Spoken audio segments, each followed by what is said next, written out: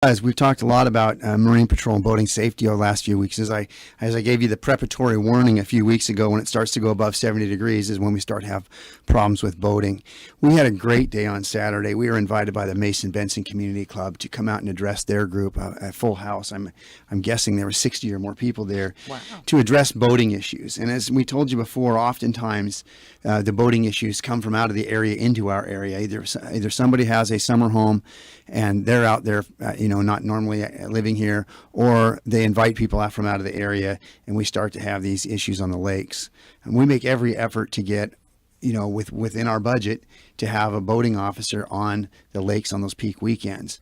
However, we have over 200 lakes, but they're not all navigable. Yeah. But, you have a boat, and you've got to be, when you're at one lake, they're wanting you at the other lake. Right. So it's really challenging. But with Mason Benson Community Club, I just say it right on here. We have people out there that are just simply choosing to not fall within a reasonable range of behavior while operating their boats out there. We're having problems with boats that have over the transom exhaust, which are really loud. And most people on the lake are saying, it's understandable every once in a while to go by, but the kind of things that are occurring out there. And I always say that with every right, there's a responsibility. And when you start to void that level of responsibility, you start to lose your rights to do things. Are there things that the folks in the community are doing? Are they putting signs up at the boat drop-off locations, or in the if there's any little markets around the area as these commuters come into the area? Are they made aware of the Mason County rules on the water? Yeah.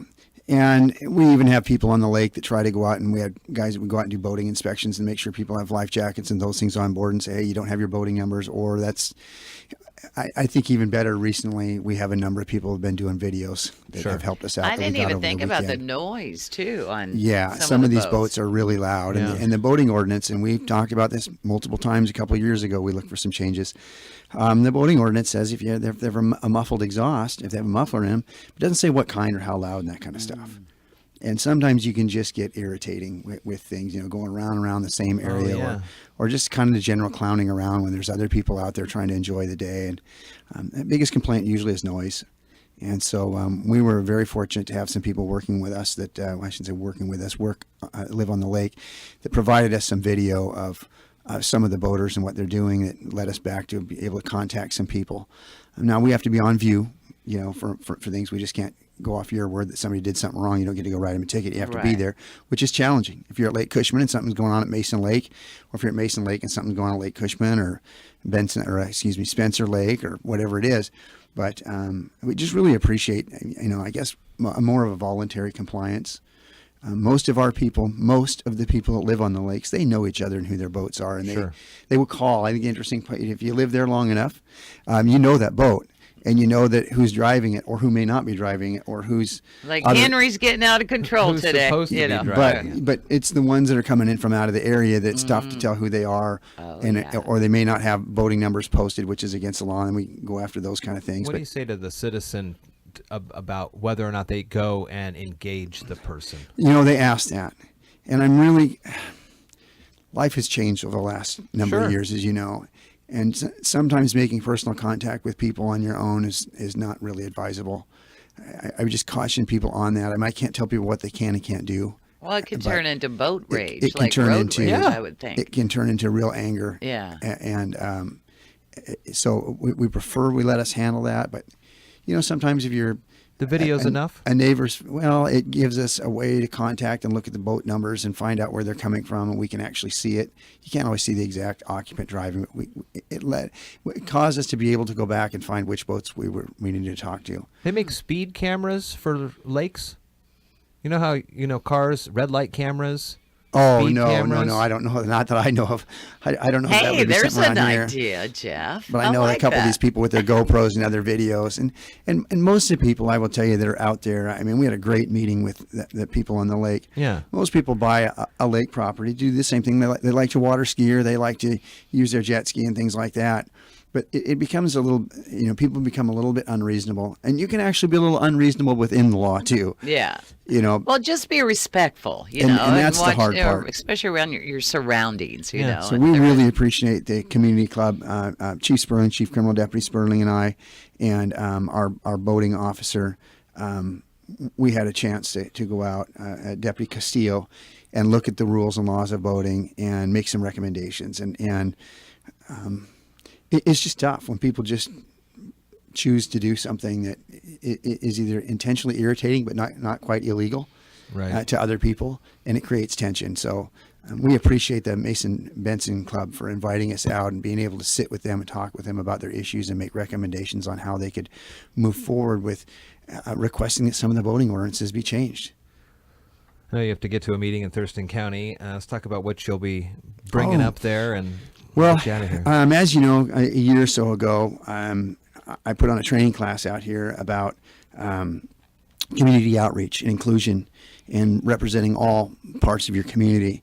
I did that in cooperation with some other very, very, these people are really bright people that I had the opportunity to work with.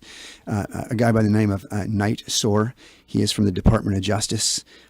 Bruce Miyake is United States Assistant U.S. Attorney. Jim Ritter represents the Seattle Police Department Public Outreach. Beth Waring does bias crimes for the Seattle Police Department, and Mike Hogan, the Senior Deputy Prosecutor for King County. And we work together as a committee to work on issues on community outreach. So I've spoken in Seattle and in Olympia with the at the Attorney General's office here in Mason County. And we talk about things like the dynamics of social media, how that can affect what occurs in your community, the political and economic impacts of not being inclusive. There are economic and political impacts, especially economical, if your community becomes a community that you're not known to be including of all people. We talk about bias crimes, collaborating with different community outreach programs, and just a number of things in there. I had the great opportunity years ago, because of our wonderful relationships that we have with both of our tribes.